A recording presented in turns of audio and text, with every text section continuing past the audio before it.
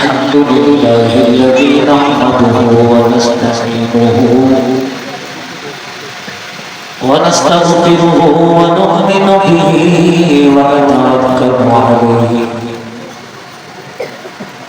ونعوذ بالله من شرور أنفسنا ومن سيئات أعمالنا من يهده الله فلا مضل له ومن يضلله فلا هادي له ونشهد أن لا إله إلا الله وحده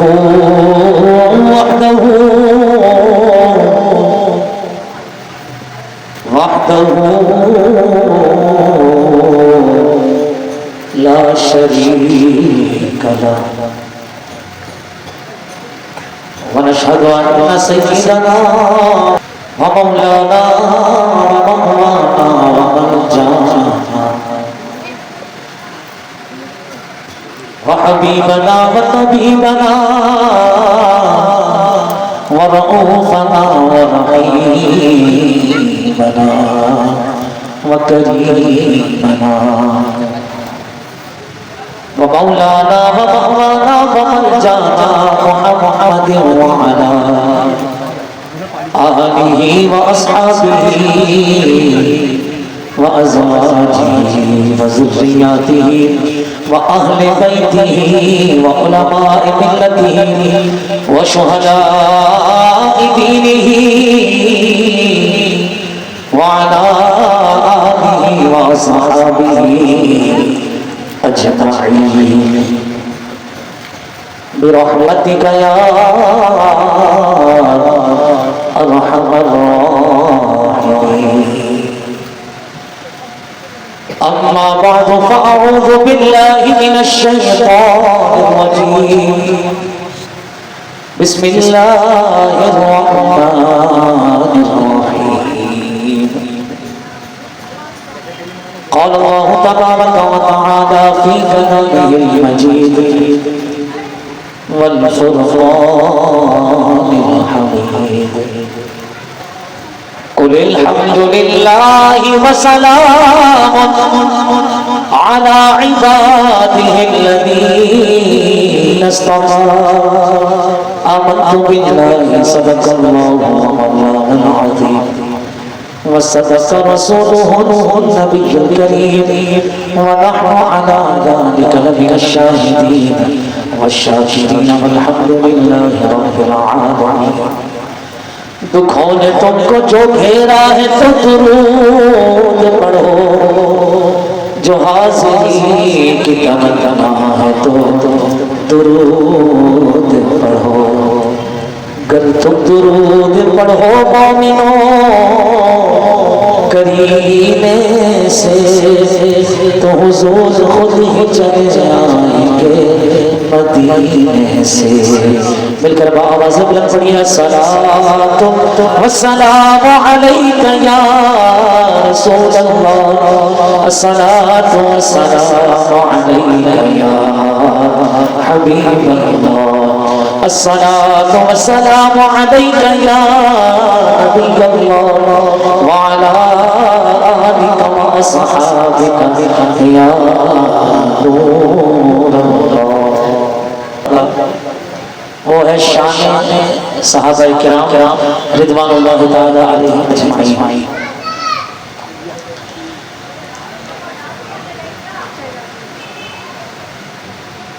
صحابہ کرام کی تعداد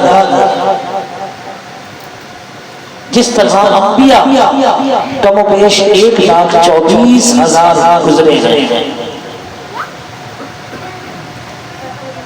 قدرتی بات ہے کہ صحابہ کرام کی بھی تعداد کم و بیش 1,24,000.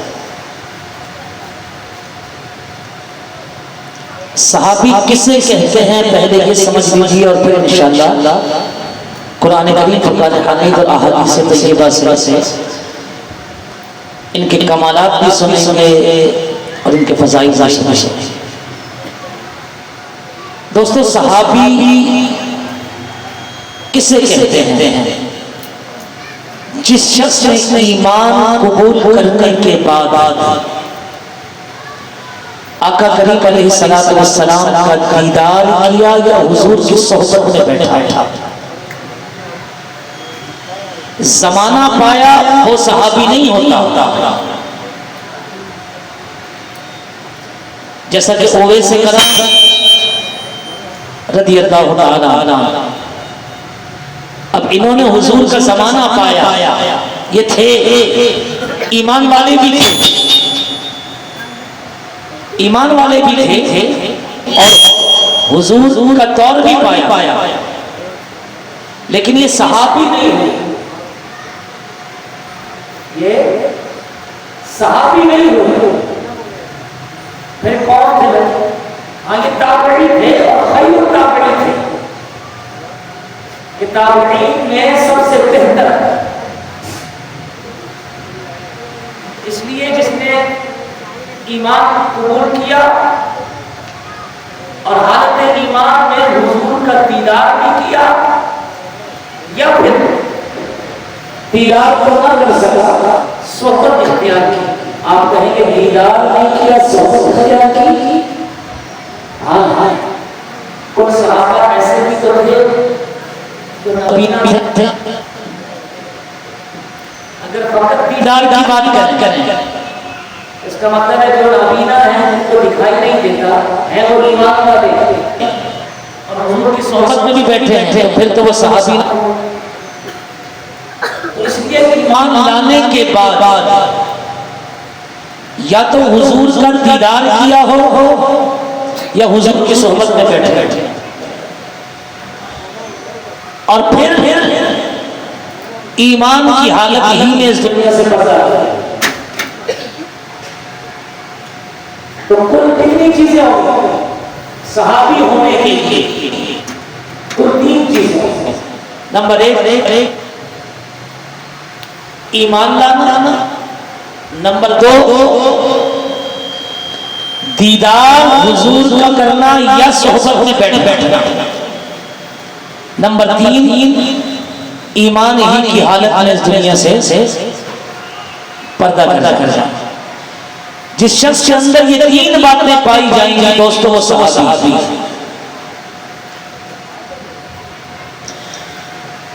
تو پتہ یہ چلا کہ صحابی ہونے کے لیے حضور کی نگاہ کافی ہے، صحابی عمل سے نہیں بنتا، صحابی عمل سے نہیں بنتا۔ کوئی کتنی نمازیں پڑھنے والا ہو، ساری رات قیام کرنے والا ہو، دن میں روزے بھی رکھتا ہو، اور یہ معمول اس کا ساری زندگی رہا ہو، ساری زندگی حضور کو دیکھا نہیں، صحبت اختیار نہیں کی، ایمان بھی ہے، خاتمہ بھی ایمان پر، لیکن حضور کو دیکھا بھی نہیں، صحبت بھی اختیار نہیں کی، وہ صحابی ہو سکتا نہیں، کیونکہ دوستو صحابی عمل سے نہیں بنتا ہے، صحابی نگاہ نبوت سے بنتا ہے، صحابی نگاہ نبوت سے بنتا ہے۔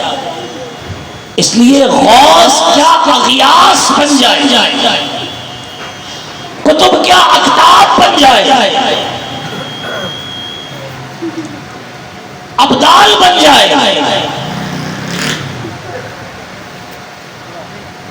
متقی پرہیزگار بن جائے، کتنے ہی اعلیٰ منصب پر چلا جائے، لیکن وہ صحابی نہیں ہو سکتا، بلکہ صحابی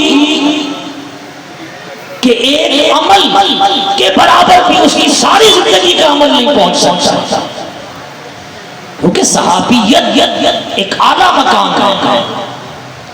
انبیاء اور رسل کے بعد کائنات کے اندر سب سے بہترین مخلوق وہ صحابہ اور صحابیات کی تو ہے،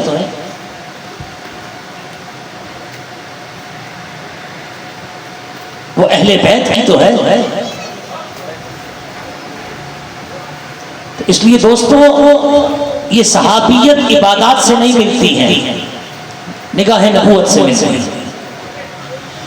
تو پتہ یہ چلا کہ نبی پاک علیہ الصلوۃ والسلام کے جتنے بھی صحابہ ہیں وہ نگاہ نبوت سے صحابیت کے منصب پر فائز ہوئے، اور جب دور صحابہ چلا گیا اب قیامت تک کوئی عبادات سے، لاکھوں کروڑوں نمازیں پڑھنے سے، لاکھوں کروڑوں روزے رکھنے سے، صدقات اور خیرات کرنے سے، حج ادا کرنے سے، چاہے کتنے بھی حج ہو جائے، قربانیاں کرنے سے، کسی بھی عمل سے وہ صحابی نہیں بن سکتا۔ بس صحابیت کا دور ختم ہو گیا کہ حضور علیہ الصلوۃ والسلام نے جب پردہ فرما دیا تو اب صحابیت کا دور بھی ختم ہو گیا۔ اللہ اکبر۔ اور یہ صحابی یہ خاص اللہ کا کرم ہوتا ہے، صحابیت پر فائز ہونا یہ اللہ کا خاص کرم ہوتا ہے۔ اللہ نے جسے چنا ہے وہی صحابیت کے منصب پر فائز ہوئے ہیں، یعنی انہی کو حضور علیہ الصلوۃ والسلام کا دیدار یا حضور کی صحبت نصیب ہوئی، جنہیں رب نے چن لیا۔ رب ذوالجلال قرآن کریم فرقان حمید میں فرماتا ہے قُلِ الْحَمْدُ لِلَّهِ وَسَلَامٌ عَلَىٰ عِبَادِهِ الَّذِينَ اصْطَفَىٰ۔ اے محبوب آپ فرما دیجئے کہ تمام تعریفیں رب ذوالجلال کے لیے، اللہ رب العزت کے لیے، اور فرمایا وَسَلَامٌ عَلَىٰ عِبَادِهِ الَّذِينَ اصْطَفَىٰ، تعریفیں تمام اللہ کے لیے، حمدیں تمام اللہ تعالیٰ کے لیے، لیکن فرمایا سلام اللہ کے ان بندوں پر جن بندوں کو اللہ تعالیٰ نے چن لیا، جن بندوں کو رب نے چن لیا۔ اب تفسیروں میں تو لکھا بہت کچھ لوگوں نے کہ کسے چنا تو ہم حضور کے زمانے میں چلے جاتے ہیں، حضور کے چچا زاد بھائی سب سے اسلام کی سب سے پہلی تفسیر ابن عباس جو حضور کے چچا زاد بھائی حضرت عبداللہ ابن عباس نے لکھی۔ دوستوں اور بزرگوں ہم جناب سیدنا حضرت عبداللہ ابن عباس کی بارگاہ میں چلے جاتے ہیں اور ان سے پوچھتے ہیں آپ بتائیے آپ نے دن رات نبی کو دیکھا، آپ نے جب چاہا حضور کی صحبت کو اختیار کیا، جب چاہا دیدار کیا، آپ نے حضور سے قرآن پڑھا، آپ نے حضور سے قرآن سیکھا، سب سے بہتر قرآن کے بارے میں آپ ہی جانتے ہیں کہ آپ کو اگر قرآن کی کوئی بات سمجھ میں نہ آتی تو حضور کی بارگاہ میں چلے جاتے اور آقا کریم علیہ الصلوۃ والسلام سے پوچھا کرتے حضور اس آیت کا مطلب کیا ہے، حضور اس کی وضاحت فرما دیتے۔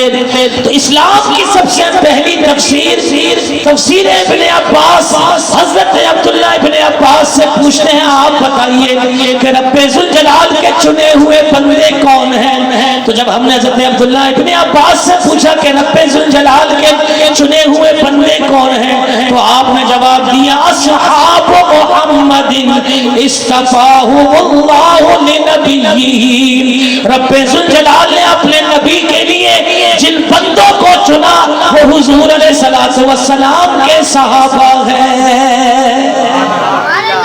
جی یہ کون کہہ رہا ہے؟ حضرت عبداللہ ابن عباس، اور اس سے بھی کوئی اعلیٰ تفسیر ہوگی ہیں جی؟ تو آپ فرماتے ہیں جو حضور کے صحابہ ہیں رب ذوالجلال نے آقا کریم علیہ الصلوۃ والسلام کے لیے ان کو چنا۔ چلو جی اسی چناؤ پر میں آپ کو ایک اور بات سنا دیتا ہوں، تفسیر ابن کثیر جو پہلے سنائی تفسیر صبری اور تفسیر ابن عباس، اب جو بات سنانے جا رہا ہوں وہ ہے تفسیر ابن کثیر کی۔ اپنے بھی مانتے ہیں پرائے بھی مانتے ہیں، اپنے بھی مانتے ہیں اس تفسیر کو، پرائے بھی مانتے ہیں۔ جی ہاں، اور اس تفسیر کے اندر جو حدیث لکھی ہے اس کے راوی حضرت عبداللہ بن مسعود رضی اللہ تعالی۔ اللہ اکبر۔ دوستوں اور بزرگوں سیدنا حضرت عبداللہ ابن عباس، حضرت سیدنا عبداللہ بن مسعود رضی اللہ تعالی عنہ فرماتے ہیں کہ اللہ کے نبی علیہ الصلوۃ والسلام نے ارشاد فرمایا ان اللہ نظر فی قلوب العباد، کہ رب ذوالجلال نے اپنے بندوں کے دلوں کی طرف نگاہ کی، رب ذوالجلال نے اپنے بندوں کے دلوں کی طرف نظر فرمائی. فوجد قلب محمد صلی اللہ علیہ وآلہ وسلم خیر قلوب العباد. جب رب ذوالجلال نے اپنے تمام بندوں کے دلوں کی طرف نگاہ ڈالی، نظر فرمائی، تو فرمایا کہ محمد مصطفیٰ صلی اللہ علیہ وآلہ وسلم کے قلب مبارک اور حضور کے دل میں دل مبارک کو سارے بندوں کے دلوں سے بہتر پایا. حضور کے جو قلب سے دل تھا، حضور کے قلب مبارک کو سارے بندوں کے دلوں سے بہترین پایا. فاصطفاہ لنفسہ، لہذا حضور کو اپنے لیے چن لیا. حضور کو اپنے لیے چن لیا. آگے سنیں.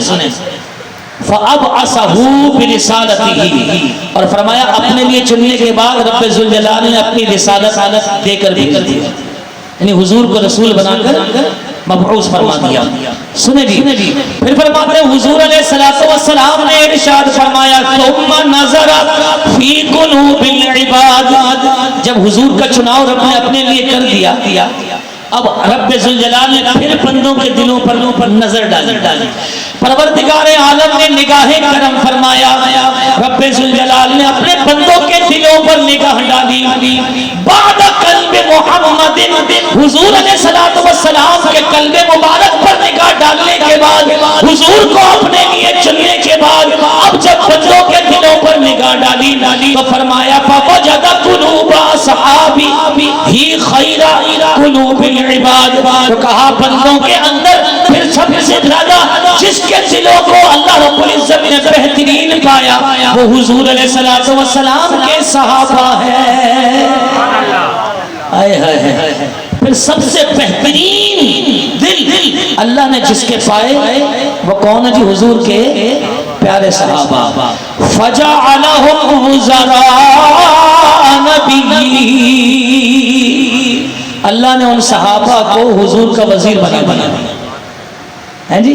تو پتہ یہ چلا کہ کائنات کے اندر ساری مخلوقات میں سب سے اعلیٰ اور افضل انبیاء اور رسل ہیں، اور انبیاء اور رسل کے اندر 5 انبیاء ہیں، اور 5 انبیاء کے اندر سب سے اعلیٰ مقام انبیاء اور رسل کے اندر میرے آقا کریم علیہ السلام کا ہے. اور حضور علیہ السلام کے بعد بلکہ انبیاء اور رسل کے بعد کائنات کے اندر سب سے بہترین مخلوق اگر کوئی ہے جن کے دل رب کے ہاں سب سے بہترین ہیں وہ حضور علیہ السلام کے صحابہ کرام ہیں. تو دوستو قرآن حضور کے صحابہ کی تعریفیں بیان کرتا ہے. قرآن فرماتا ہے محمد رسول اللہ، محمد اللہ کے رسول ہیں. والذین معہ، اور جو ان کے ساتھ بھئی حضور کے ساتھ کون ہے؟ صحابہ. اشداء علی الکفار، وہ جو ساتھ ہیں ان کا کمال یہ ہے کفار کے معاملے میں، کافروں کے معاملے میں بڑے سخت ہیں، چھوڑتے نہیں. یہ کمال ہے ان صحابہ. لیکن جب بات آپس میں ایک دوسرے کی آتی ہے مسلمان کے ساتھ جب آپس میں ایک دوسرے کے ساتھ بات کرتے ہیں رحماء بینہم، تو آپس میں رحیم بھی ہے شفیق بھی ہے. آپس میں بڑا ان کا اتفاق، بہت محبت. کفار کے معاملے میں خطرناک ہے، اشداء سخت ہے، لیکن یہ صحابہ آپس میں ایک دوسرے پر بڑے رہتے. تراہم رکعن سجدا، رب کی بڑی خاص طریقے سے عبادت کرتے ہیں کہ تم ان کے رکوع اور سجود کو دیکھو گے تو ان کے رکوع اور سجود تمہیں بڑے نرالے ملیں گے.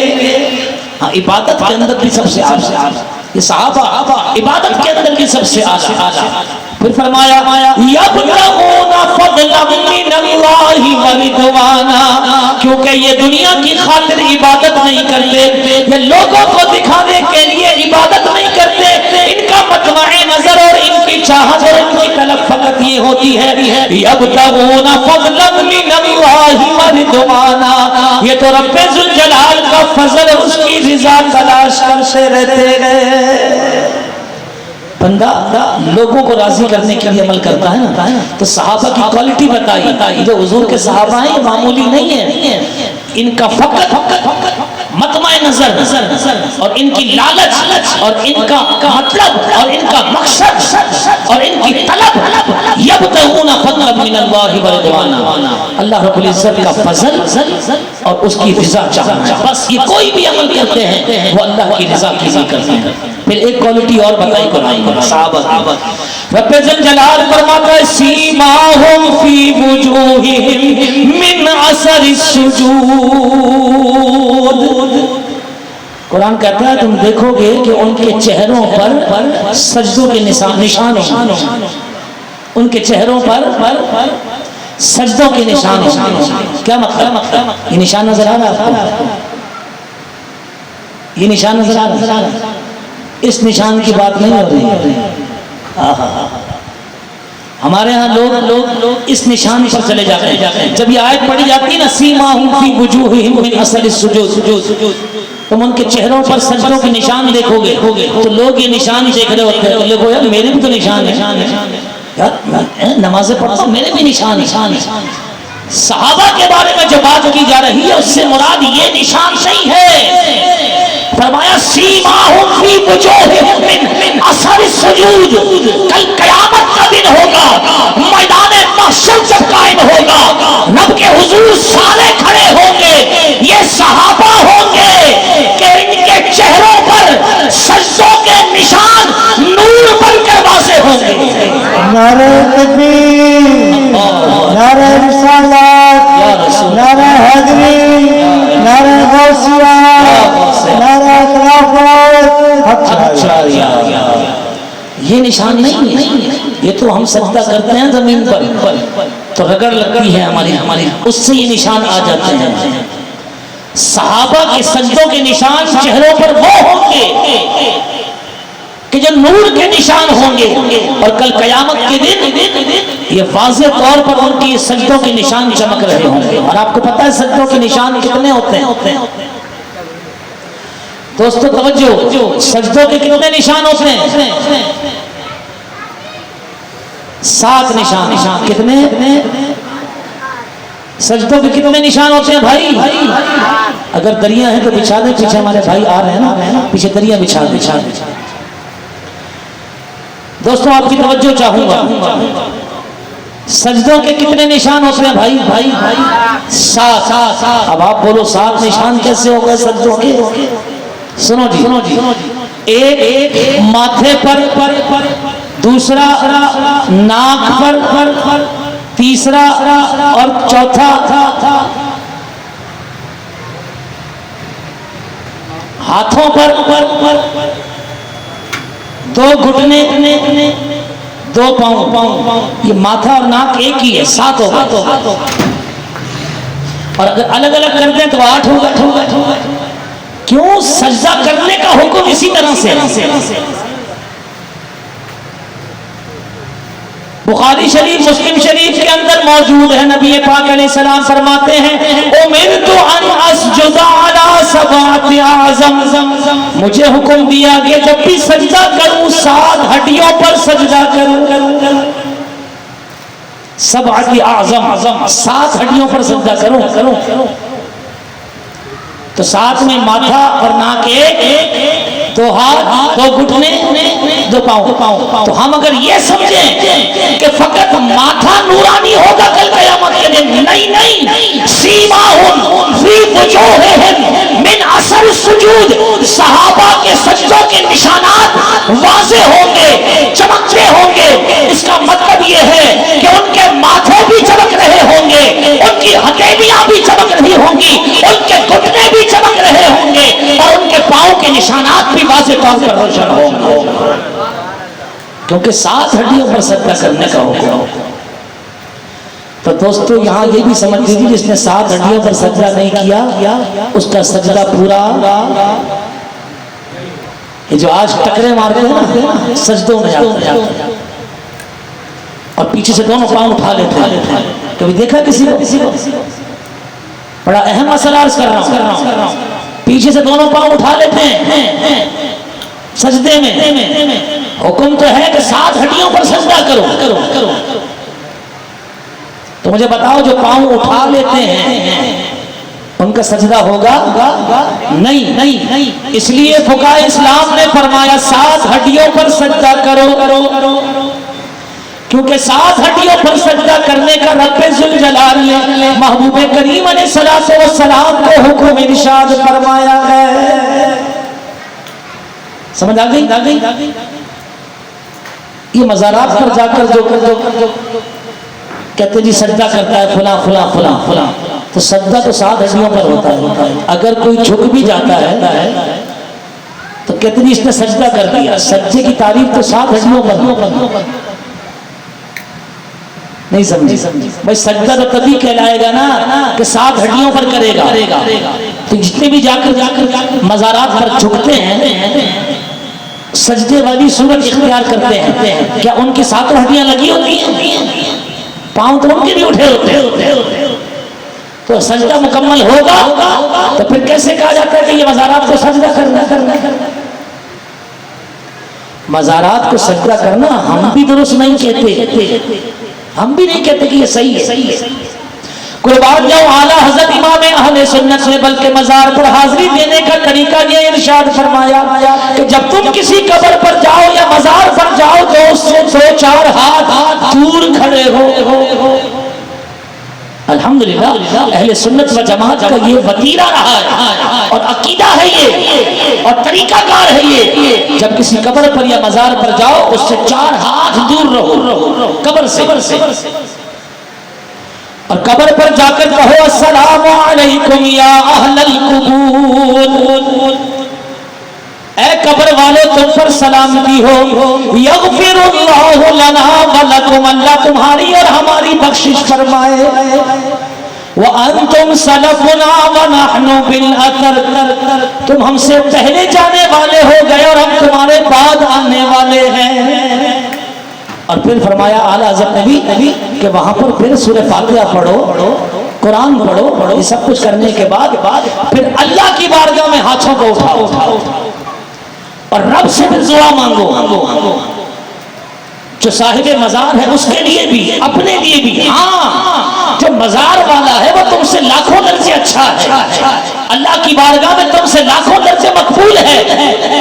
تو یہ کر سکتے ہو کہ تم اس مزار والا صاحب مزار کے وسیلے سے اللہ کی بارگاہ میں دعا مانگو اور یوں کہو پروردگار یہ جو بندہ مزار کے اندر قبر کے اندر ہے تیرے ہاں بڑا برکتیلا ہے، پروردگار با برکت ہے، تیری بارگاہ میں بڑا مقبول ہے، اس کے اعمال تیری بارگاہ میں بڑے مقبول ہیں. اے پروردگار میں تیری بارگاہ میں اس مزار والے کا وسیلہ پیش کرتا ہوں کہ پروردگار تو میری دعاؤں کو قبول فرما. یہ طریقے کار ہے. سمجھ آ گئی؟ جب دعا مانگ لو اور پھر واپس گھر آ جاؤ. تو الحمدللہ اہل سنت و جماعت میں بھی سجدوں کی کوئی جو ہے نا وہ اجازت نہیں.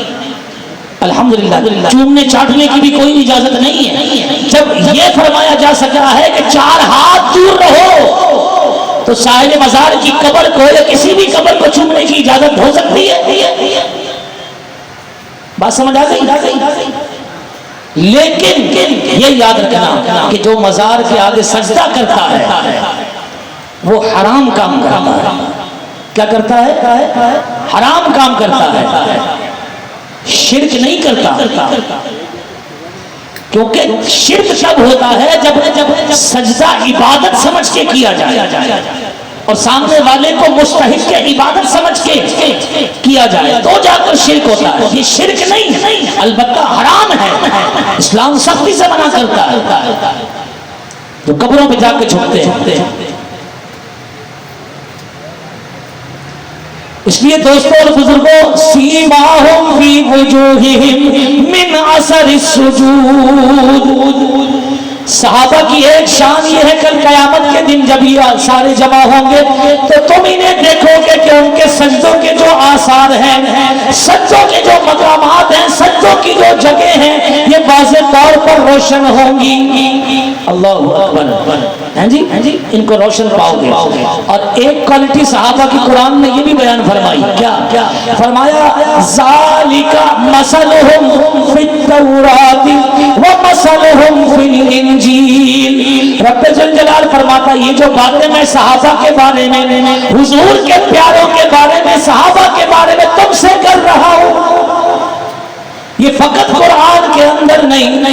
ذالک مثلہم فی التوراۃ، یہ باتیں صحابہ کے بارے میں تو ہم نے تورات کے اندر بھی ذکر کی ہے. ومثلہم فی الانجیل، اپنے محبوب کے صحابہ کی شان کو جو ہم نے تمہارے سامنے بیان کیا ہے، یہ تو ہم نے انجیل کے اندر بھی بیان کیا ہے. دیکھو یار حضور کے صحابہ کتنے اعلیٰ مقام والے ہیں کہ اللہ تعالی حضور کو مبعوث فرمانے سے پہلے ابھی صحابہ کا وجود بھی نہیں. رب کہتا ہے توریت اور انجیل کے اندر ہم اپنے محبوب کے صحابہ کا تذکرہ کر رہے ہیں. تو بتاؤ یعنی صحابہ کا مقام کتنا اعلیٰ کہ اللہ تعالیٰ ان کے تذکرے ہم سے پہلے یعنی صحابہ سے پہلے کر رہا ہے. کیا بات ہے.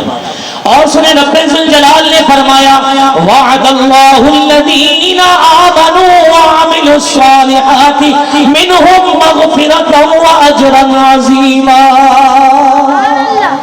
صحابہ کی شان بیان کرتے ہوئے رب ذوالجلال قرآن میں فرماتا ہے رب ذوالجلال نے ان لوگوں سے وعدہ لے لیا ہے جو ایمان لائے اور اچھے اعمال کیے. رب فرماتا ہے ان کے لیے میری طرف سے بخشش اور مغفرت کی بھی بشارت ہے اور ہم نے ان کے لیے اجر عظیم رکھا ہے. اللہ اکبر. تو رب ذوالجلال نے ان کے لیے بخشش کا بھی اعلان کر دیا ہے اور کثیر بڑے اجر کا بھی اعلان کر دیا. اور یہی میرے دوستوں اور بزرگوں حضور کے صحابہ ہیں جن کے بارے میں فرمایا رضی اللہ عنہم ورضوا عنہ. اے محبوب یہ تمہارے جتنے بھی صحابہ ہیں، جتنے بھی تمہارے یار ہیں صحابہ ہیں، اے محبوب جتنے بھی آپ کے ساتھی ہیں، اللہ ان سب سے راضی ہو گیا اور یہ اللہ سے راضی ہو گئے ہیں. رضی اللہ عنہم ورضوا عنہ، اللہ ان سے راضی اور یہ رب سے راضی. سنیں جی مغفرت کی اور اجر عظیم کی بشارت تو ہو گئی. اب آگے سنیں رب ذوالجلال قرآن میں مزید انہی صحابہ کے بارے میں فرماتا ہے وَأَعَدَّ لَهُمْ جَنَّاتٍ تَجْرِي تَحْتَهَا الْأَنْهَارُ خَالِدِينَ فِيهَا أَبَدًا ذَلِكَ الْفَوْزُ الْعَظِيمُ. رب ذوالجلال فرماتا اور ہم نے ان صحابہ کے لیے ایسی جنتیں تیار کی ہیں تجری تحتها الانہار کہ جن باغات کے نیچے نہریں بہ رہی ہیں. کوئی دودھ کی نہر ہے، کوئی شہد کی نہر ہے اور کوئی ٹھنڈے پانی کی نہر ہے. رب ذوالجلال فرماتا ہے ہم نے اپنے محبوب کے صحابہ کے لیے ایسے باغات تیار کیے ہیں جن کے نیچے نہریں بہ رہی ہیں. اور فرمایا خالدین فیہا ابدا، ہمیشہ. اے محبوب یہ جو آپ کے صحابہ ہیں نا ہمیشہ ان میں رہیں گے، ہمیشہ رہیں گے. اور ذالک الفوز العظیم، ایسا جب ہوگا نا تو یہ ان کے لیے بڑی کامیابی ہے. ذالک الفوز العظیم. ہر شخص کامیابی تلاش کرتا ہے. رب ذوالجلال صحابہ کو دنیا کے اندر ہی کامیاب فرما رہا ہے کہ چونکہ میرے محبوب کے صحابہ ہیں ان کے لیے جنت بھی ہے، جنت کے نیچے نہریں بھی ہیں، ہمیشہ ان میں رہیں گے اور پروردگار انہیں ایک عظیم یعنی بڑی کامیابی عطا فرمائے گا. ایک اور آیت سن لیجیے صحابہ کے بارے میں. اور رب ذوالجلال نے فرمایا وَكُلًّا وَعَدَ اللَّهُ الْحُسْنَىٰ. اے محبوب یہ جو آپ کے صحابہ ہیں اگر زندگی کے اندر ان سے کسی قسم کی کوئی خطا بھی ہو گئی پروردگار نے ان کی خطاؤں کو معاف کر دیا ہے. وَكُلًّا وَعَدَ اللَّهُ الْحُسْنَىٰ. پروردگار عالم نے ان میں سے ہر ایک کے ساتھ جنت کا وعدہ فرما دیا ہے. اللہ رب العزت نے ان میں سے ہر ایک سے جنت کا وعدہ فرما دیا. تو دوستوں یہ تو میں نے چند آیات آپ کے سامنے ذکر کی ہیں جو حضور علیہ الصلوۃ والسلام کے صحابہ کی فضیلت کے بارے میں. اب آئیے حدیث مبارکہ پیش کرتا ہوں. حضور علیہ الصلوۃ والسلام اپنے صحابہ کے بارے میں ارشاد فرماتے ہیں, ترمذی شریف کی حدیث فرمایا, لا تمس النار لا تمس النار رآنی او رآ من رآنی. حضور علیہ السلام فرماتے ہیں جہنم کی آگ ایسے شخص کو نہیں چھوئے گی جس شخص نے مجھے دیکھا, او رآ من رآنی, یا اس کو دیکھ لیا جس نے مجھے دیکھا. آئے ہائے بولو سبحان اللہ. فرمایا لا تمس النار مسلما رآنی او رآ من رآنی, جس نے مجھے دیکھ لیا یا اس کو دیکھ لیا جس نے مجھے دیکھا. یعنی میرے صحابہ کی بھی زیارت کر لی, اگر کسی ایک صحابی کی بھی, فرمایا اسے جہنم کی آگ کبھی نہیں چھوئے گی. تو دوستو صحابہ پر نگاہ ڈال دینا ایمان کی حالت میں, کیونکہ مسلمان کا مسلمان ہے اور صحابہ کا دیدار کر لیا, اسے جہنم کی آگ ہی نہیں چھوئی. ترمذی شریف کی ایک اور روایت, حضرت عبداللہ بن مسعود رضی اللہ تعالیٰ عنہ فرماتے ہیں آقا کریم علیہ الصلوۃ والسلام نے ارشاد فرمایا خیر الناس قرنی ثم الذین یلونہم ثم الذین یلونہم. حضور نے فرمایا تمام زمانوں میں سب سے بہترین زمانہ میرا زمانہ ہے, ثم الذین یلونہم, پھر وہ زمانہ جو میرے ساتھ جڑا ہوا ہے, ثم الذین یلونہم, پھر وہ زمانہ جو اس زمانے سے جڑا ہوا ہے. گویا کہ حضور فرماتے ہیں بہترین زمانہ میرا زمانہ, پھر میرے صحابہ کا زمانہ, اور پھر جو صحابہ سے جڑا ہوا یعنی تابعین کا زمانہ ہے. تو بہترین زمانے کے بارے میں حضور نے فرما دیا میرا, پھر میرے صحابہ کا, اور پھر تابعین کا. یہ بہترین زمانے. ایک اور حدیث سنیے, نبی پاک علیہ الصلوۃ والسلام نے فرمایا, ابو داؤد شریف بخاری مسلم کے اندر بھی یہ روایت موجود, حضور علیہ الصلوۃ والسلام نے فرمایا لا تسبوا اصحابی. اے لوگوں سن لو, میرے صحابہ کو برا بلا مت کہا کرو. آج کل تو ایک ٹرینڈ چلا ہوا ہے نا, جس کا دل کرتا ہے وہ بھونکتا ہے, جس کا دل کرتا ہے بھونکتا ہے. وہ بابا جی رحمت اللہ تعالیٰ علیہ علامہ خادم حسین رضوی, بولو سبحان اللہ. علامہ خادم حسین رضوی کا ایک بڑا جملہ مشہور ہے, صحابہ پر بھونکتے ہو, انہوں نے دل کتا کہا ایسے لوگوں کو جو صحابہ پر بھونکتے ہیں. اور آپ کو بتاؤں جو صحابہ پر بھونکتے ہیں جہنم کے نچلے درجے کے اندر. یہ اتنا فتنوں والا دور ہے کہ لوگ صحابہ کو پر تبرہ کرتے ہیں, لوگ صحابہ کو گالی دینے لگ گئے, صحابہ پر انگلی اٹھانے لگ گئے. اور تو اور جناب ابو بکر عمر کے بارے میں ان کی زبان جو ہے وہ کانپتی نہیں ہے, تبرہ بازی کرتے ہیں. پھر آقا نے فرمایا لا تسبوا اصحابی, میرے صحابہ پر بھونکو مت, ان کو برا مت کہو, انہیں گالی مت دو, تبرہ بازی مت کرو. حضور نے آگے فرمایا فوالذی بیدہ, اس ذات کی قسم جس کے قبضہ قدرت میں میری جان ہے. آقا فرماتے ہیں لو انفق احدکم مثل احد ذهبا ما بلغ مد احدهم ولا نصفه.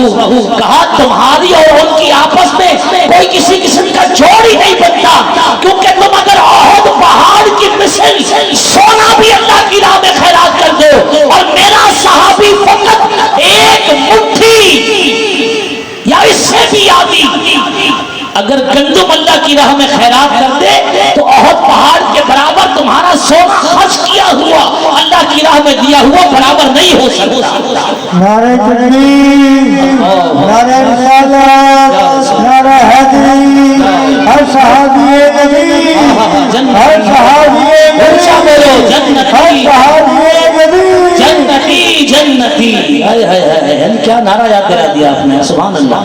لیکن سمجھو میرا اور آپ کا اس وقت کے غوث کا, اس اس وقت کے کتب کا، اس وقت کے کلندر کا، اس وقت کے ابدال کا، اس وقت کے ولی کا، بلکہ سارے اغیاث کا، سارے اقطاب کا، سارے ابدالوں کا، سارے کلندروں کا، سارے اولیاء کا مل کر سارے مومن مسلمانوں کا اگر احد پہاڑ کے برابر سونا بھی خرچ کر دیا جائے، حضور کے صحابہ کا وہ مقام ہے کہ اگر وہ تھوڑا سا تم بھی اللہ کی راہ میں دے دیں، بلکہ فرمایا اس سے بھی زیادہ دے دیں، تمہارا اتنا سونا خیرات کرنا اس کے برابر نہیں ہو سکتا۔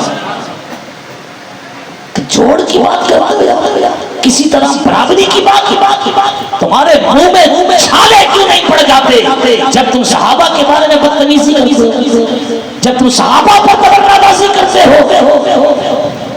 خاک پڑے ایسے منہ کے اندر وہ صحابہ جسے قرآن کہتا ہے والذین معہ، جسے قرآن کہتا ہے اشداء علی الکفار، جسے قرآن کہتا ہے رحماء بینہم، جسے قرآن کہتا ہے تراہم رکعا سجدا، جسے قرآن کہتا ہے یبتغون فضلا من اللہ ورضوانا، جسے قرآن کہتا ہے سیماہم فی وجوہہم من اثر السجود، جسے قرآن کہتا ہے ان کے لیے ہم نے جنت تیار کی ہے، قرآن جن کو لوگوں کے بارے میں کہتا ہے کہ ان جنتوں کے نیچے نہریں بہ رہی ہیں، قرآن جن کے بارے میں کہتا ہے ذالک الفوز العظیم، قرآن جن کے بارے میں کہتا ہے کل وعد اللہ الحسنى، ایسے صحابہ کے بارے میں تمہاری زبان بولتے ہوئے کانپتی نہیں ہے؟ خاک ہو ایسی زبانوں پر جو حضور کے صحابہ کے بارے میں جو ہے نا وہ بکواس کرتے ہیں۔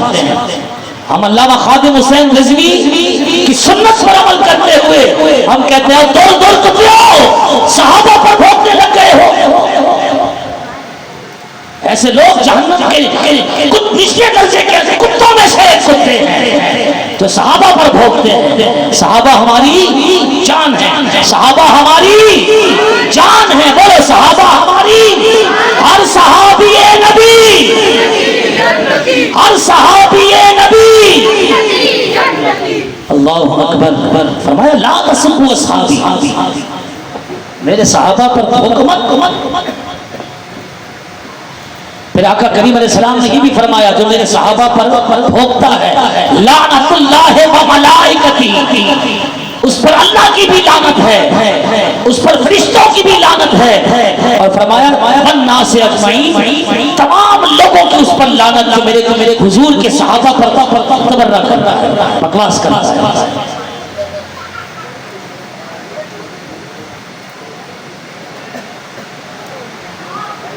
آقا کریم علیہ السلام کی ایک اور حدیث مشکات شریف کے اندر حضور فرماتے ہیں سألت ربی ان اختلاف اصحابی من بعدی، توجہ، حضور فرماتے ہیں میں نے اپنے رب سے پوچھا، آقا کہتے ہیں میں نے اپنے رب سے پوچھا ان اختلاف اصحابی من بعدی، میرے بعد یہ جو صحابہ کے درمیان اختلافات ہوں گے نا، معاملات ہوں گے، مشاجرات ہوں گے، حضور فرماتے ہیں میں نے ان کے بارے میں اپنے رب سے پہلے ہی پوچھ لیا تھا،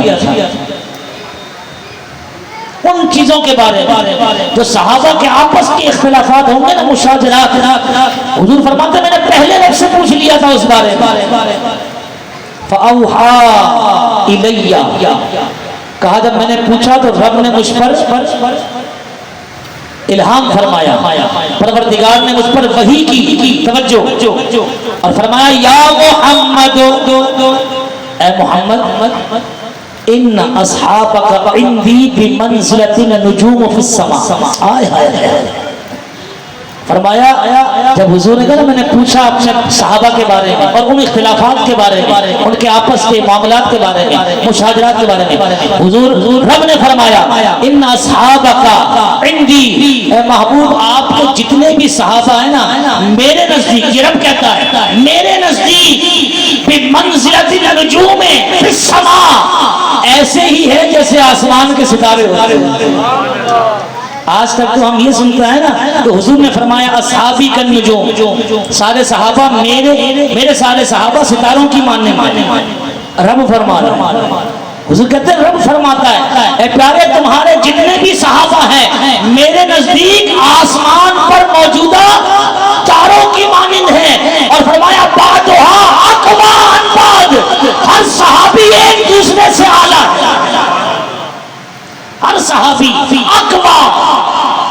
مضبوط ہے، بعضھا اقوی من بعض، فرمایا ہر میں سے ہر ایک دوسرے سے اعلیٰ ہے، اقوی ہے، طاقت والا ہے، قوت والا ہے۔ تو رب کے ہاں حضور کے صحابہ کا تو یہ مقام ہے۔ اس کے بعد حضور علیہ السلام نے صحابہ سے فرمایا، پہلے رب سے پوچھا کہ آپ کیا، اے اللہ تو آپ کیا کہتے ہیں، اے اللہ تیری کیا رائے ہے میرے صحابہ کے بارے میں، اور خاص ان مشاجرات کا تذکرہ کر کے کہ یہ آپس میں ان کے اختلافات بھی ہوں گے، اے اللہ پھر بھی تیری کیا رائے ہوگی۔ تو رب نے تو کہہ دیا آسمان کے ستارے اب حضور صحابہ میں نکل جاتے ہیں، اب حضور صحابہ میں نکل گئے۔ اور آقا کریم علیہ السلام نے مشکات شریف کی حدیث، اور آپ کو پتہ ہے اس حدیث کے راوی کون ہے؟ جناب حضرت عمر رضی اللہ عنہ۔ اب حضور صحابہ میں نکل گئے، راوی حضرت عمر ہیں، کہتے ہیں اللہ کے نبی علیہ السلام نے اب جا کر اعلان کیا اور فرمایا اصحابی کالنجوم فبأیہم اقتدیتم اہتدیتم، سنو جی میرے تمام صحابہ ستاروں کی مانند ہیں، ان میں سے جس کی بھی پیروی کرو گے ہدایت پا جاؤ گے۔ یہ بات جو حضور نے کہی ایسے نہیں کہی تھی، رب سے پوچھ کر کہی۔ اب مشاجرات صحابہ پر تم بحث کرتے ہو اور صحابہ کے اختلافات پر تم جو ہے وہ ایک دوسرے پر کفر کے فتوے لگاتے ہو اور صحابہ پر تان کرتے ہو ان باتوں پر۔ رب ذوالجلال نے کل وعد اللہ الحسنہ کا پیغام سنا دیا ہے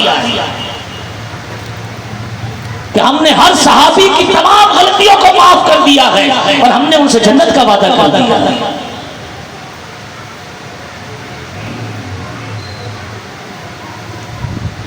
ایک طرف مشاجرات صحابہ پر بحث اور پھر صحابہ پر تان، اور دوسری طرف صحابہ کی افضلیت کے بارے میں جھگڑے۔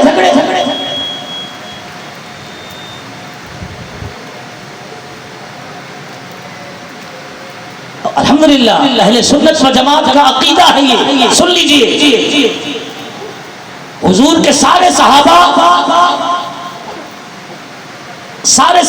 افضل ہیں، حضور کے سارے صحابہ افضل، اور ان تمام صحابہ میں سب سے پہلا نمبر افضلیت کا اگر کسی کا ہے تو جناب ابو بکر صدیق ہے، دوسرا نمبر اگر کسی کا ہے جناب عمر فاروق اعظم، تیسرا نمبر اگر کسی کا ہے جناب عثمان غنی کا، اور چوتھا نمبر اگر کسی کا ہے تو وہ مولا کائنات علی المرتضی شیر خدا کرم اللہ تعالی وجہہ الکریم کا۔ یہ اہل سنت و جماعت کا مسلمہ عقیدہ ہے۔ اگر آپ کو اس عقیدے سے ہٹا ہوا کوئی شخص ملے اس کی صحبت میں مت بیٹھو، اس کے ساتھ یاریاں ختم کرو۔ پہلے زمانے میں کہا جاتا تھا حکا پانی بند، مطلب یاری دوستی بند، میل جول بند، اٹھنا بیٹھنا بند، کھانا پینا بند، لینا دینا بند، آنا جانا بند۔ تو میرے صحابہ پر باتیں کرتا ہے،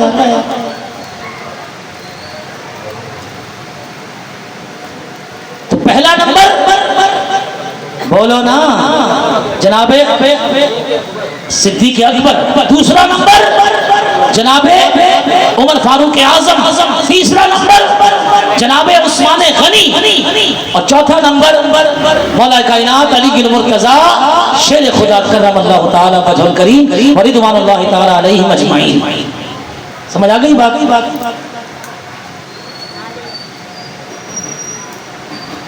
ایک آیت ہے، رب ذوالجلال قرآن کریم فرقان حمید میں ارشاد فرماتا ہے وَإِذَا قِيلَ لَهُمْ آمِنُوا كَمَا آمَنَ النَّاسُ قَالُوا أَنُؤْمِنُ كَمَا آمَنَ السُّفَهَاءُ۔ اللہ فرماتا ہے کہ ایمان تم نے اگر لانا ہے نا تو اس طرح لاؤ جس طرح میرے محبوب کے صحابہ لائے۔ اے لوگوں تم نے اگر ایمان لانا ہے تو اس طرح لاؤ جس طرح میرے محبوب کے صحابی لائے۔ تو منافقوں نے کیا جواب دیا؟ انؤمن کما آمن السفہاء، معاذ اللہ، کیا کہا؟ ہم اس طرح ایمان لائیں جس طرح بے وقوف لوگ ایمان لائیں۔ یعنی صحابہ کو بے وقوف کہہ دیا. رب نے جواب دیا الا انہم هم السفہاء ولکن لا یعلمون. تو میرے محبوب کے صحابہ کو بے وقوف بولتے الا انہم. رب نے جواب دیا ہے. محبوب آپ کو بولنے کی بھی حاجت نہیں ہے. آپ کا رب آپ کے صحابہ کی سیفٹی کرتا ہے. الا انہم هم السفہاء ولکن لا یعلمون. اے پیارے ہم جو جواب دے رہے ہیں قیامت تک یہ جواب ان منافقوں کو چلتا رہے گا جو میرے محبوب کے صحابہ پر تبرہ کرتے ہیں. انہیں کہو وہ بے وقوف میرے محبوب کے صحابہ کو کہتے ہیں میں رب ہو کر وہ مخلوق ہو کر وہ منافق ہو کر میرے محبوب کے صحابہ کو بے وقوف کہتے ہیں.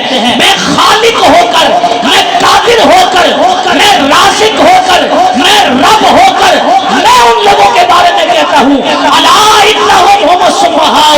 بے وقوف میرے محبوب کے صحابہ نہیں ہے جو صحابہ کو بے وقوف کہتا ہے. رب کہتا ہے حقیقت کے اندر تو بے وقوف بولو. تمہارا بے وقوف بولنا کیا معنی رکھتا ہے؟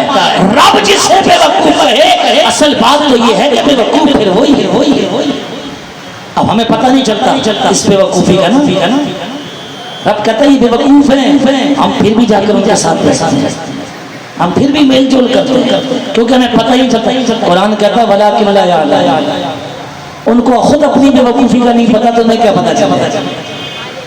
ولکن لا یعلمون. جو حضور کے صحابہ پر تبرہ بازی کر ان کو خود نہیں پتا کہ وہ بے وقوف ہیں جاہل ہیں. تمہیں کیسے پتہ چلے گا؟ لہذا جب کوئی نشانی پائی جائے علامت پائی جائے کسی صحابی کو برا بھلا کہنے والا نظر آئے تو پھر اس کے قریب مت جانا. اب سنو صحابہ کا ایمان کیسا فرمایا نا ایسے ایمان لاؤ جیسے میرے محبوب کے صحابہ ایمان لاتے ہیں. توجہ. اب حضور کے صحابہ کیسے ایمان لاتے ہیں؟ ان کا ایمان لانا کیسا؟ آج میں 4 یاروں کی بات کروں گا. باقی صحابہ کی باتیں تو صرف آج ان 4 یاروں کی بات کروں گا کہ یہ کیسے ایمان لاتے ہیں. ان کا ایمان ایک ایسا کہ رب بھی کہتا ہے لانا ہے تو اس طرح ایمان لاؤ. تو آؤ سیدنا صدیق اکبر رضی اللہ تعالیٰ عنہ کی بات کرتے ہیں کہ جب ابو جہل نے سنا حضور علیہ السلام نے معراج کا اعلان کر دیا. بڑی مختصر کر کے باتیں کروں. حضور نے معراج کی رات کا اعلان کر دیا کہ میں عرش پر گیا. مسجد حرام سے مسجد اقصی سے آسمانوں پر اور آسمانوں سے پھر لامکان. تو ابو جہل دوڑتا ہوا صدیق اکبر کے پاس آیا, ابو بکر کے پاس آیا اور کہا پتہ ہے تمہارے محمد نے, تمہارے یار نے, تمہارے دوست نے کیا دعویٰ کیا؟ تو کہا کیا دعویٰ کیا؟ کہا وہ کہتے ہیں میں رات کے قلیل حصے میں مسجد حرام سے مسجد اقصی گیا, مسجد اقصی سے آسمانوں پر 7 آسمان پار کر کے پھر جنت بھی دیکھی, دوزخ بھی دیکھی, مکان چھوڑ کر لا مکان, سدرہ سے آگے لا مکان, نمازوں کا تحفہ دیا, پھر واپس رات کے قلیل حصے میں آ بھی گیا. تو صدیق اکبر نے کہا یہ ایک رات میں ہی ممکن ہے, اور رات میں بھی پوری رات میں نہیں, تھوڑی دیر میں ممکن ہے. کیا تم اس بات کی تصدیق کرتے ہو؟ صدیق اکبر نے ابو جہل کی بات سنی نا, ایمان لانا ہے تو میرے صحابہ, حضور رب فرماتے میرے محبوب کے صحابہ کی طرح ایمان لاؤ. اب جب بات سنی نا ابو جہل کی تو ابو بکر صدیق رضی اللہ تعالیٰ ابو جہل کو جواب دیا, سن تو اس کی بات کرتا ہے کہ ایک رات کے قریب حصے میں یہی ہوا, اور یہ تو کوئی بات ہی نہیں ہے. اگر تو اس سے بڑی بات کا میرے سے پوچھ تو میں اس کی بھی تصدیق کرتا ہوں. کہا میرے محبوب کے لیے یہ کوئی بات ہے, تو یہ بات کرتا ہے اگر اس سے بھی بڑی بات جو عقل میں بھی نہ آئے کسی بھی طرح, اگر تو مجھ سے اس کی بھی محمد کا نام لے کر تصدیق کروانا چاہتا ہے, ابو بکر اس کی بھی تصدیق مصطفیٰ کا ہم سفر, ابو بکر مصطفیٰ کا ہم سفر, مصطفیٰ کا ہم سفر, ابو بکر. جی یہ کوئی بات ہے؟ یہ تو کوئی بڑی بات ہی نہیں ہے.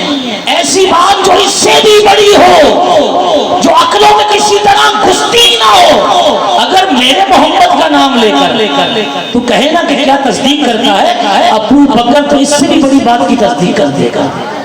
ہاں جی اللہ فرماتا ہے ایمان لانا ہے تو میرے محبوب کے صحابہ کی طرح ایمان لاؤ.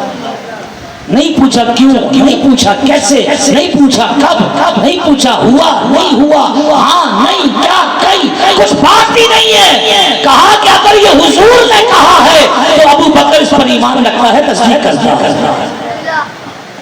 ان باتوں کو وہ منافق کہا کرتے تھے یہ بے وقوف ہے صحابہ، معاذ اللہ۔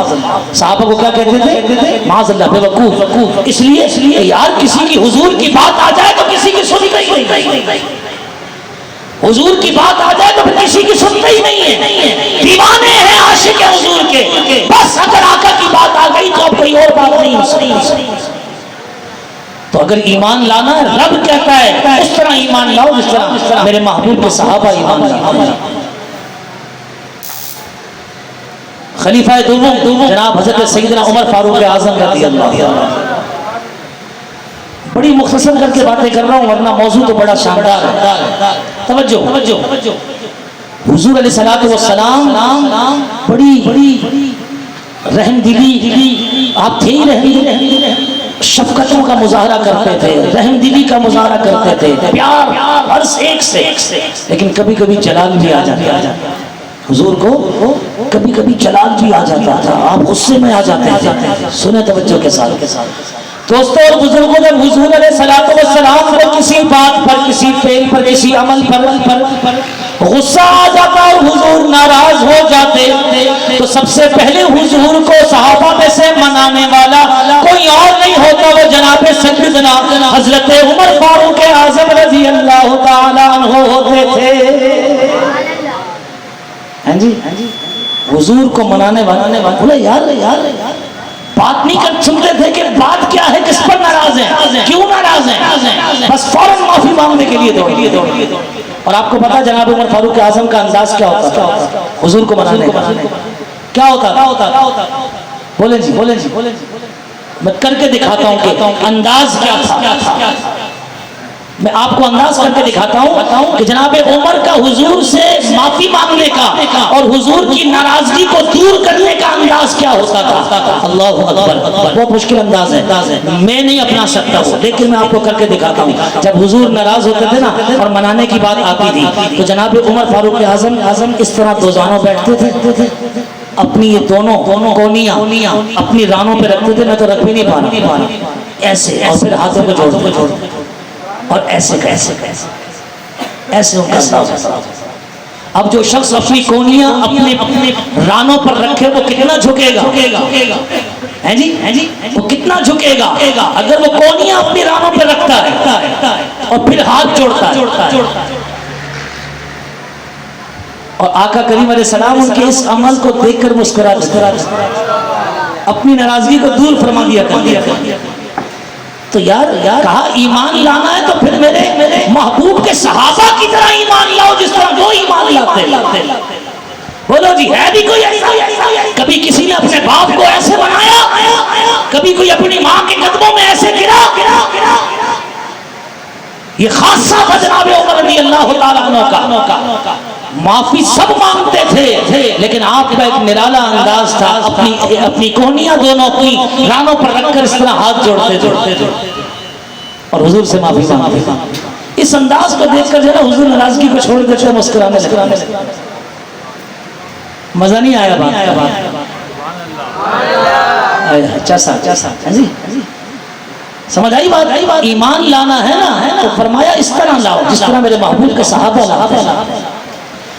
دوستوں اور بزرگوں، خلیفہ سوم جناب حضرت عثمان غنی رضی اللہ تعالی عنہ، صلح حدیبیہ کا موقع ہے، آپ کو روک دیا گیا، عمرہ نہیں کرنے دیا، سب نے احرام باندھا اور کہا کہ بس جنگ کرو ہم سے۔ حضور علیہ السلام نے ابھی حدیبیہ کے مقام پر پڑاؤ کیا، جناب عثمان غنی کو بھیجا مکہ کہ جاؤ ان کافروں کا حال دیکھ کر آؤ، کیا حال ہے، وہ ہم ان سے لڑ سکتے ہیں نہیں، صورتحال دیکھ کر آؤ۔ توجہ دوستوں اور بزرگوں، جناب عثمان غنی رضی اللہ تعالیٰ عنہ حضور علیہ السلام کی جانب سے سفیر بن کر مکے میں گئے۔ آپ کو کیوں بھیجا؟ کیونکہ عثمان غنی رضی اللہ تعالیٰ عنہ ایک تو مالدار تھے، پھر سردار تھے اپنے مکے، تو سب ان کو مانتے تھے، ان کی عزت کرتے تھے، تعظیم کرتے تھے۔ تو حضور نے حکمت کے تحت انہی کو بھیجا کہ یہ ان میں چلے بھی جائیں گے، وہ ان کی عزت بھی کرتے ہیں اور وہاں کا ماحول بھی پتہ لگ جائے گا۔ اللہ اکبر۔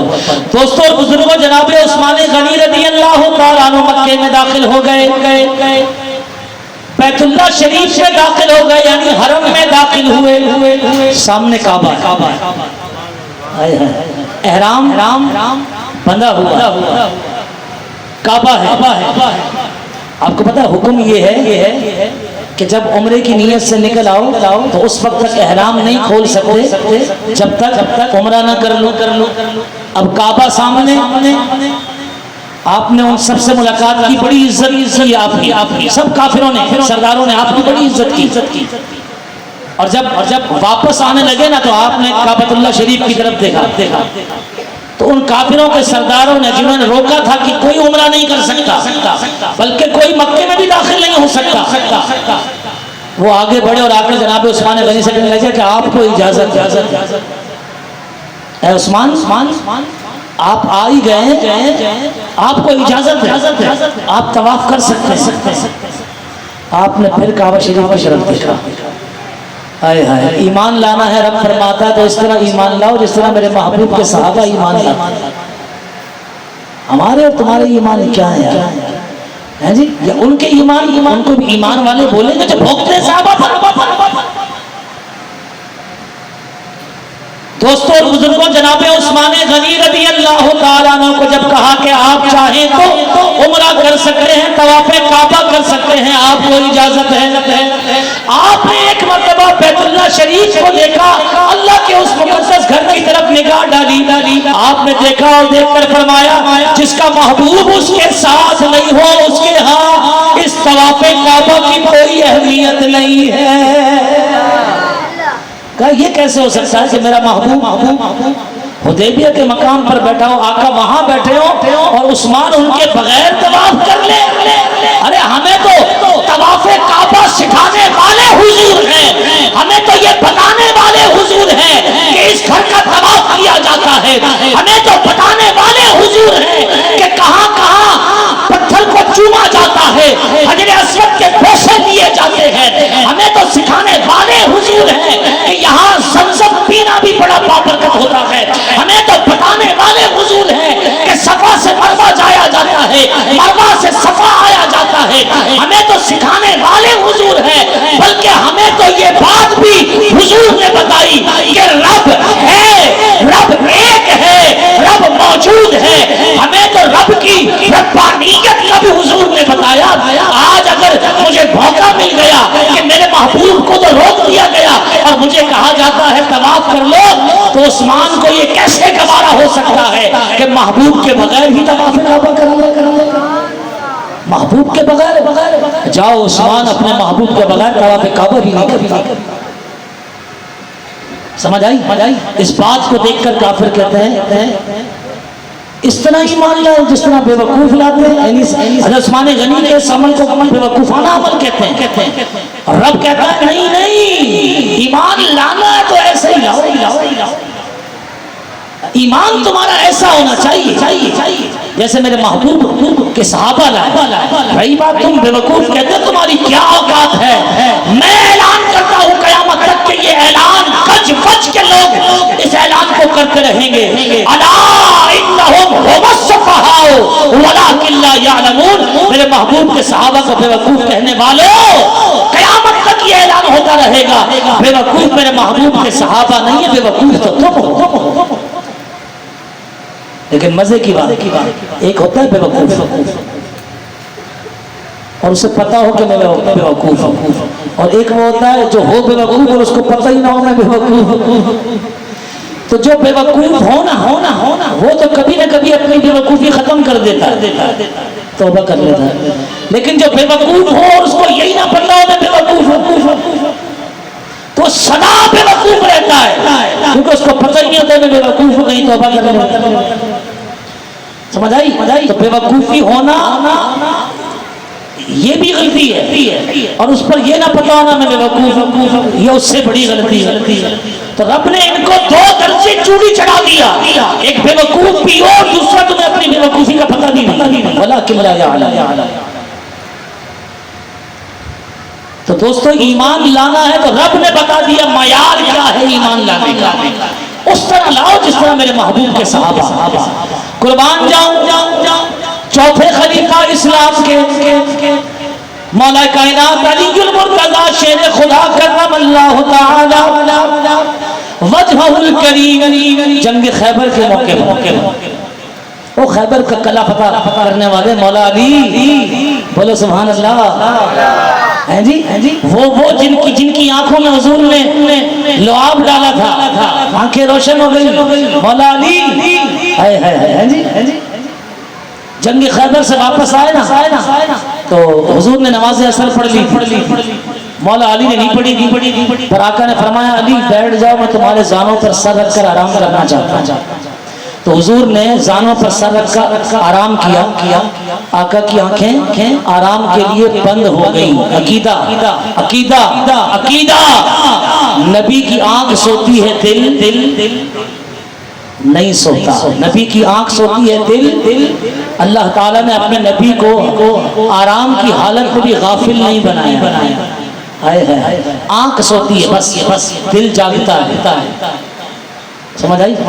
اسی لیے حضور کا جو خواب ہوتا ہے وہ بھی وحی ہوتا ہے، وحی الہی ہوتا ہے۔ توجہ، علی کے زانوں پر حضور سر رکھ کر آرام کر رہے ہیں، نماز عصر کا وقت جا رہا ہے، علی سوچ میں پڑ گئے، نماز کا وقت جا رہا ہے، نماز پڑھوں اور نماز پڑھوں تو حضور کو اٹھانا پڑے گا، حضور کے آرام میں خلل پڑ جائے گا، اب حضور کو اٹھاؤں یا نماز جا رہی ہے اس کا خیال کروں؟ تو بولو جی نماز افضل یا حضور؟ بولو نماز افضل یا حضور؟ بولو،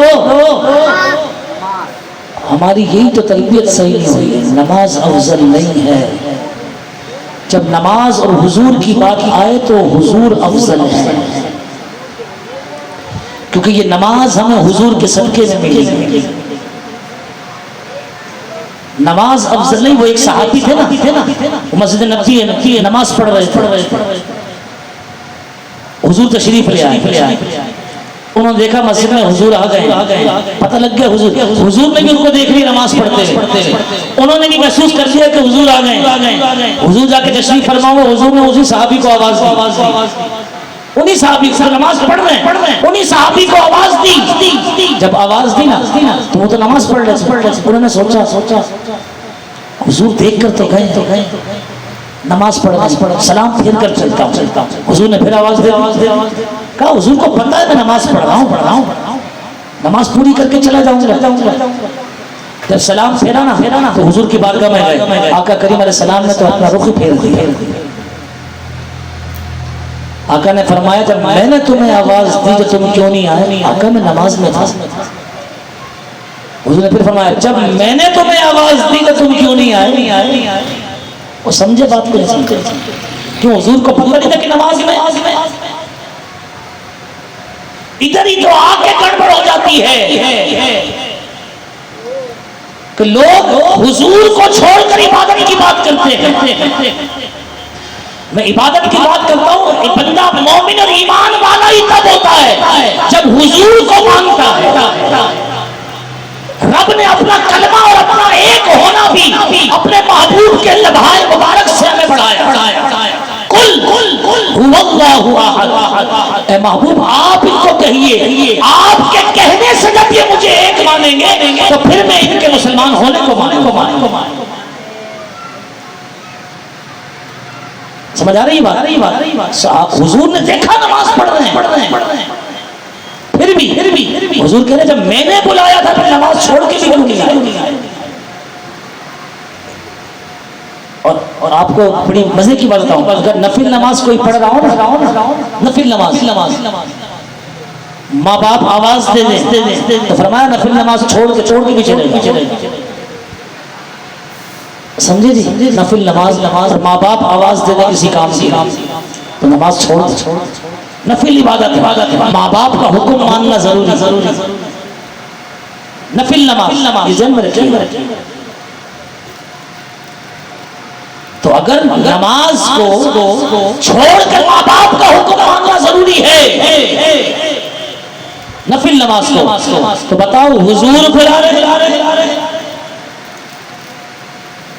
اب بتاؤ جی نماز افضل ہے یا حضور کی ذات؟ الحمدللہ آپ کے ہمارے اسٹیجوں سے حضور کی محبت پھوٹ کے ملتی، یہ عقیدہ ہے ہمارا کہ حضور کی ذات سب سے افضل ہے۔ اگر میں اس ٹاپک سے بات کرنے چلوں تو بڑی مثالیں ہیں۔ حضور ایک روز بخاری شریف کی حدیث کا مفہوم ہے، مسجد میں داخل ہوئے، صدیق اکبر سے کہہ کر چلے گئے تھے اگر میں لیٹ ہو جاؤں تو نماز پڑھا دینا۔ عصر کا وقت ہوا، صدیق اکبر نے نماز شروع کر دی جماعت، جب پہلی رکعت کی تو حضور بھی تشریف لے آئے۔ حضور سب سے پچھلی صف میں ہے، صحابہ نے محسوس کر لیا حضور آ گئے، حضور کے لیے نماز کی حالت میں جگہ چھوڑ دی، پیچھے سے جگہ چھوڑ دی، حضور آگے بڑھ گئے، پھر جگہ چھوڑ دی اور آگے چلے گئے، ہر صف کے اندر جگہ چھوٹ دی گئی، حتیٰ کہ جناب آقا کریم علیہ السلام ابو بکر کے بالکل پیچھے جا کر کھڑے ہو گئے۔ ابو بکر نے محسوس کیا کہ حضور میرے پیچھے آ گئے، ابو بکر الٹے قدموں پیچھے ہونے لگ گئے۔ آقا کریم نے پیچھے سے ہاتھ رکھا کہ ابو بکر پڑھاتے رہو، کوئی مسئلہ نہیں، میں تمہارے پیچھے پڑھ لوں گا۔ ابو بکر حضور کے روکنے سے بھی نہ رکے بلکہ حضور روکتے رہے، ابو بکر الٹے قدم چلتے رہے حتیٰ کہ پیچھے آ گئے، میرا محبوب آگے کھڑا ہو گیا، حضور نے نماز کو پورا کیا اور پھر ابو بکر کی جانب گھومے اور کہا جب میں تمہیں روک رہا تھا ابو بکر پھر بھی تم پیچھے آتے رہے، آخر کیوں؟ بخاری شریف کی حدیث، ابو بکر کہتے ہیں آقا قحافہ کے بیٹے نے یہ جرأت کہا کہ حضور پیچھے کھڑے ہو اور قحافہ کا بیٹا آگے کھڑا ہو، آگے کھڑا ہو۔ ہاں ابو قحافہ کے بیٹے میں یہ جرأت کا کیسے کہ حضور پیچھے کھڑے ہو اور ابو قحافہ کا بیٹا آگے کھڑا ہو۔ بتاؤ نماز یا حضور؟ بولو۔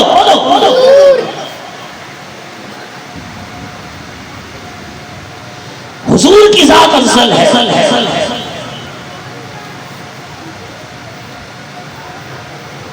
اس لیے ہم نمازوں کا انکار نہیں کر رہے اور آپ کو یہ نہیں سکھا رہے کہ نمازیں نہیں پڑھنی۔ وہ دور تھا، سمجھ آ گئی؟ وہ دور تھا کہ صحابہ نے اس حد تک تعظیم کر کے ہم کو سکھایا کہ حضور کی تعظیم کیا ہے۔ اب نماز عصر قضا ہو رہی ہے جناب مولا علی کی اور حضور زانوں پہ آرام کر رہے ہیں، سوچ رہے ہیں نماز جا رہی ہے وہ تو پڑھنی ہے، فرض عین ہے، اور ایک طرف اگر حضور کو جگاتا ہوں تو حضور کا آرام خراب ہو رہا ہے، کیا کروں؟ عقل کہتی تھی اٹھا حضور کو، نماز پڑھ، اور عشق کہتا تھا کہ نہیں، نماز کی قضا ہو سکتی ہے، ادب مصطفیٰ کی کوئی قضا نہیں، اس لیے حضور کو نہیں جگایا حتیٰ کہ سورج ڈوب گئے۔ اب محبت تو نماز سے بھی تھی، آنکھوں سے آنسو نکلے حضور کے چہرے پر پڑے، حضور نے آنکھیں کھولی، فرمایا ہاں علی کیا ہو گیا؟ حضور نماز عصر قضا ہو گیا۔ کس کے لیے؟ کہا حضور قضا تو آپ کے لیے ہوئی، آقا قضا آپ کے لیے ہوئی ہے، حدیث کا مفہوم بتا رہا۔ فرمایا میرے لیے حضور آپ آرام فرما رہے تھے نا، آپ کو جگانا مناسب نہ سمجھا۔ اللہ اکبر، تو حدیث میں ہے نا، پھر حضور نے فرمایا بتاؤ اب ادا پڑھو گے تو یہ قضا، آقا قضا ہی ہو گئی، ادا مل جائے تو سبحان اللہ۔ حضور نے ہاتھوں کو اٹھایا نا دعا کے لیے اور رب کی بارگاہ میں کہا پروردگار میرے لیے اس نے قضا کی ہے، اب مولا تو میرے لیے اس کو ادا پڑھا۔ تو وہ ڈوبا ہوا سورج واپس لوٹ آیا، مولا کائنات علی المرتضیٰ نے عصر کی نماز سورج غروب ہونے کے بعد دوبارہ نکلنے پر نماز عصر جو ہے وہ ادا پڑھا۔ تو صحابہ کہتے تھے یار یہ تو نمازوں کو بھی حضور کے لیے چھوڑ دیا کرتے، حضور کے لیے، ان کی طرح ایمان لا، منافق ہے نا وہ لوگ، ان کی طرح۔ رب کہتا ہے کچھ بھی ہے، اگر ایمان لانا ہے تو میرے محبوب کے صحابہ کی طرح ایمان لاؤ۔ ہے جی حضور نے یہاں سے بھیجا عثمان غنی کو، جاؤ مکے کو دیکھ کر آؤ، حدیبیہ کے موقع پر تو سرداران اکرم کفار نے بھی کسی کو بھیجا، جاؤ ذرا تم حدیبیہ کے مقام پر دیکھ کر آؤ کیا ماحول ہے، ہم ان سے لڑ سکتے ہیں یا نہیں۔ جب وہ آیا نا اس نے آ کر دیکھا تو عجیب و غریب حال، کیا ہوا؟ کہا حضور وضو کر رہے ہیں تو چہرے پر پانی ڈالتے ہیں تو جو قطرہ چہرے سے ٹپک کر نیچے گرنے لگتا صحابہ اپنے ہاتھوں میں لے لیتے، حضور کلی فرما کر اپنا پانی اپنے منہ سے باہر نکالتے، صحابہ اپنے ہاتھوں پہ لیتے، فقط ہاتھوں میں نہیں، ہاتھوں میں لینے کے بعد اپنے چہروں پر، منہ پر، چہرے پر، آنکھوں پر مل دیتے، اپنے سروں پر لگاتے۔ وہ دیکھ کر واپس لوٹ کر گیا اور جا کر باقی کفار سے کہا سنو، اگر تم یہ سمجھتے ہو کہ مسلمانوں سے جنگ کر لو اور تو میں کہتا ہوں کبھی نہیں ہو سکتا، کیونکہ میں بڑے بڑے محلات میں گیا، بڑے بڑے بادشاہوں کے پاس گیا۔ سنو، جو تعظیم محمد عربی کے صحابہ کی میں نے حضور کی کرتے ہوئے دیکھی ہے، میں نے بڑے بڑے شہنشاہوں کی اتنی تعظیم نہیں کی۔ اگر وہ حضور کے بدن سے لگے ہوئے پانی کے قطرے کو زمین پر گرنے نہیں دیتے، وہ محبوب اگر فرما دے کہ ان کفار کے ٹکڑے ٹکڑے کر دو، تو میں قسم کھا کر کہتا ہوں رب کی یہ صحابہ حضور کے ساتھی ہمیں ہمارے ذرے ذرے کر کے ہمیں جو ہے وہ ہلاک کو برباد کر دیں۔ نعرہ تکبیر، نعرہ رسالت، غلامی رسول سے بہت بھی قبول ہے، غلامی رسول سے نعرہ حیدری، نعرہ غوثیہ۔ بات سمجھے نہیں سمجھے؟ ایمان لانا ہے، معیار ہے یہ ایمان کا، اس طرح ایمان لاؤ جس طرح میرے محبوب کے صحابہ ایمان لاؤ۔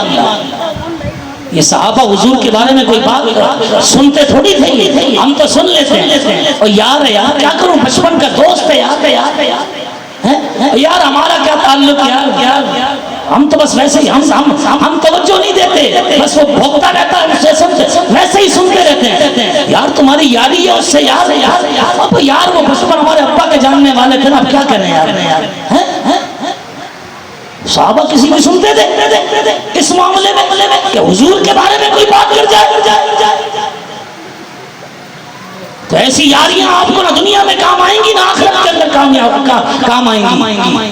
وہ یاریاں جو حضور کی توہین کے اندر ہو، حضور کی بے ادبی کے اندر ہو۔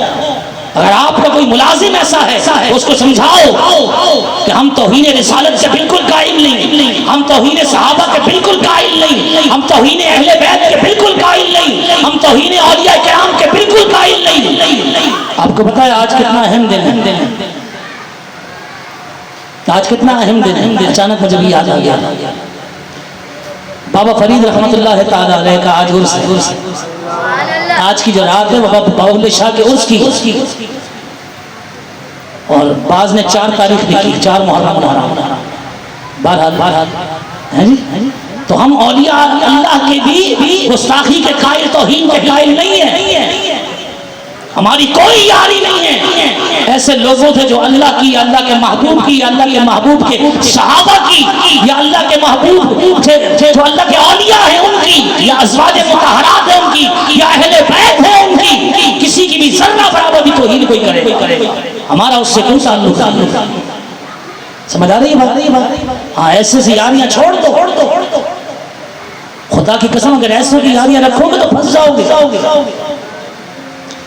معیار ایمان کا وہ ہو جو حضور کے صحابہ کا، ایسا ایمان لاؤ۔